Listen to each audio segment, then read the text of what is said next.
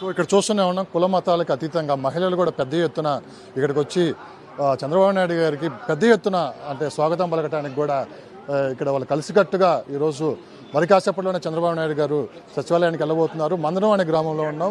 వాళ్ళు ఇక్కడైతే స్వాగతం పలకడానికి పెద్ద కార్యక్రమాలు కూడా చేయడం కూడా జరుగుతుంది. మరోపక్క రైతులు కూడా చాలామంది ఇక్కడ కూర్చొని వాళ్ళతో కూడా మాట్లాడే ప్రయత్నం చేద్దాం. 5 సంవత్సరాలు అసలు ఉద్యమం ఏ విధంగా సాగింది, అణిచివేతకు ఏ విధంగా గురయ్యారు, దాదాపు ఇక్కడ ఉన్న ప్రతి ఒక్కరు రైతులే మా పొలాలు పోగొట్టుకొని మేము రోడ్డు మీద పడాల్సి వచ్చింది.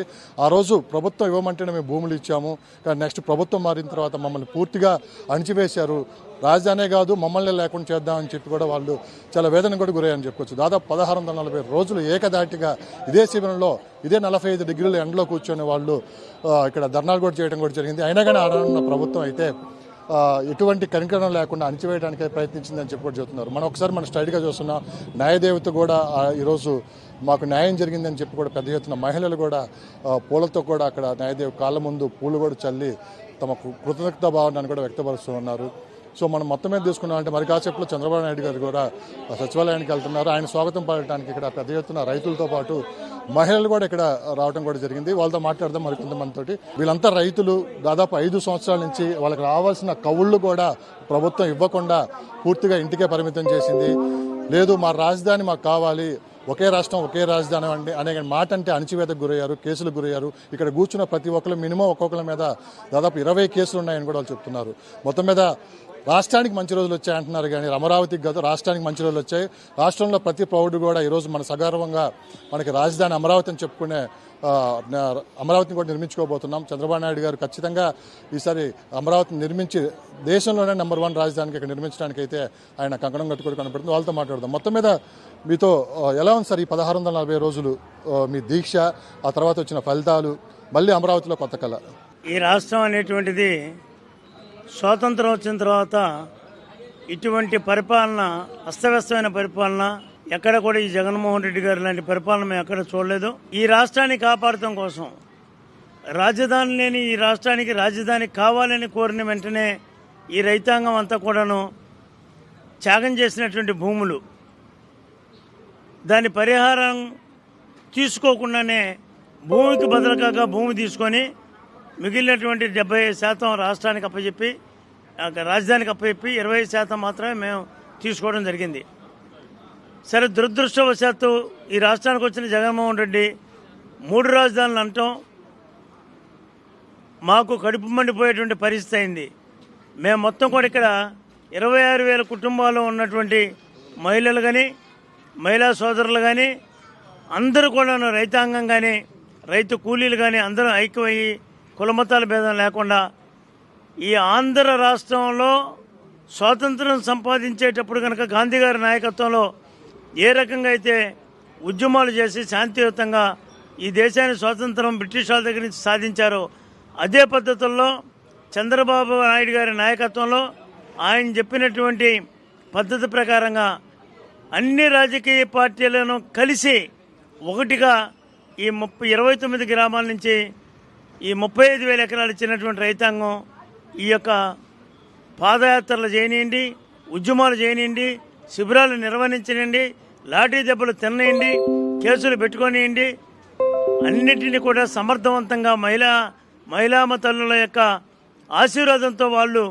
ముందు వచ్చి నడిచినటువంటి దానికి అందరం చేయూతనిచ్చి ఈ రాష్ట్రానికి రాజధానిని సాధించుకోవాలి. ఈ రాష్ట్రాన్ని నుంచి జగన్ పరిపాలనని అంతమొందించాలి.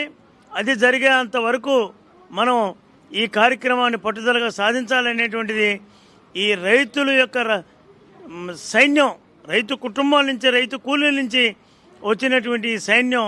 చెప్పాను కదా ఇందాకే, కులాలు లేవు, మతాలు లేవు, విద్వేషాలు లేవు, తారతమ్యాలు లేవు, రాగద్వేషాలు లేకుండా ఒక సైన్యంలాగా, ఒక మిలిటరీ లాగా మేము ఈ కార్యక్రమాన్ని కొనసాగించడం జరిగింది.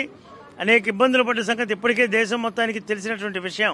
దీనిని చివరికి వచ్చేటప్పటికీ రాజకీయంగా మార్చుకొని ఇది రాష్ట్రం మొత్తానికి కూడా పాదయాత్రలు చేసినప్పుడు మేము చెప్పిందే కాకుండా మా వాళ్ళు 2-3 గ్రూపులుగా ఎడబడి కొన్ని గ్రామాలకు వెళ్ళి అక్కడ ఇక్కడ విషయాన్ని తెలియపరిచి ఈ రాజధానిని నిలుపుకోవడానికి, ఈ రాష్ట్రాన్ని బాగు చేసుకోవడం కోసం మరలా చంద్రబాబు నాయుడు గారిని కానీ, పవన్ తోటి బీజేపీ వాళ్ళతో ఉన్నటువంటి ఈ కూటమిని ఎన్డీఏ కూటమిని గెలిపించి జగన్మోహన్ రెడ్డి యొక్క పరిపాలన అంతం చేయాలనే దానికి ప్రచారం కూడా కొనసాగించి దీనిని రాజకీయంగా కూడా మార్చి జగన్ యొక్క ప్రభుత్వాన్ని పరదోలేంత వరకు నిద్రపోయినటువంటి దేశ ఉద్యమం ఇక్కడ కొనసాగింది.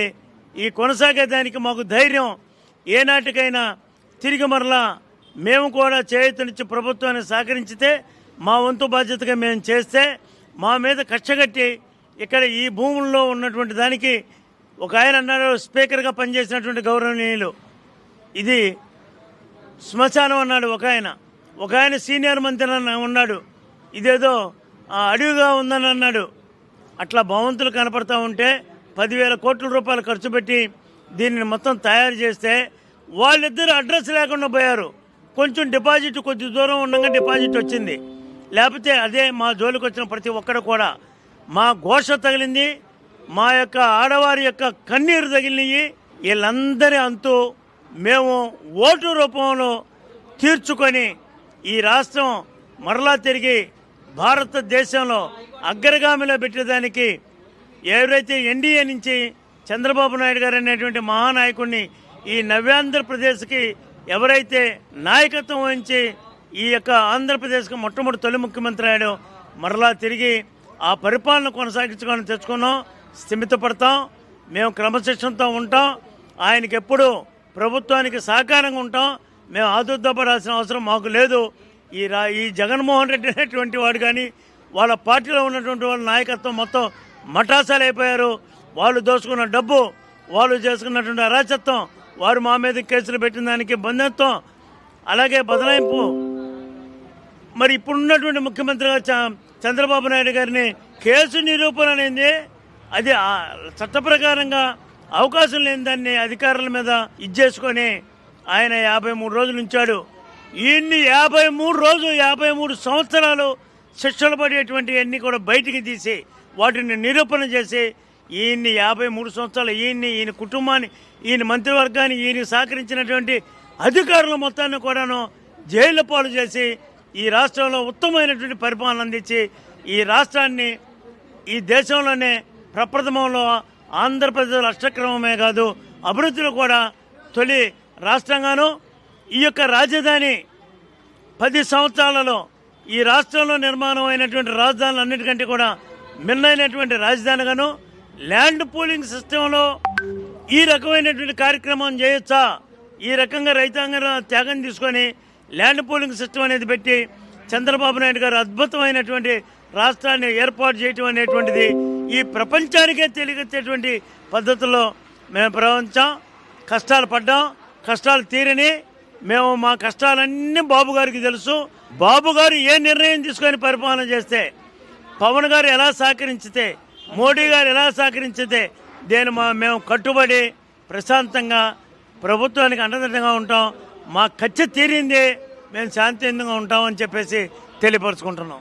సో ఒక మందడం అనే గ్రామం కాదు, దాదాపు చుట్టుపక్కల ఉన్న 26 గ్రామాలు కూడా దాదాపు 30,000 ఎకరాలు స్వచ్ఛందంగా కూడా రాజధాని కోసం ఇవ్వడం జరిగింది. దాదాపు అన్ని గ్రామాలు అయితే ఈరోజు చాలా సంతోషం వ్యక్తం చేస్తూ పెద్ద ఎత్తున సంబరాలు కూడా ఇక్కడ జరుపుకుంటున్నారు. మళ్ళీ రాజధాని పూర్వవైభవం రాబోతుంది. ప్రపంచంలో నెంబర్ 1 రాజధాని ఇక్కడ నిర్మాణం కూడా జరగబోతుంది. చంద్రబాబు నాయుడు గారు ఆధ్వర్యంలో అని చెప్పి కూడా చంద్రబాబు నాయుడు గారు స్వాగతం పలకడానికి పెద్ద ఎత్తున ఇక్కడ కూడా రైతులు కూడా సమావేశంగా ఏర్పాటు జరిగింది.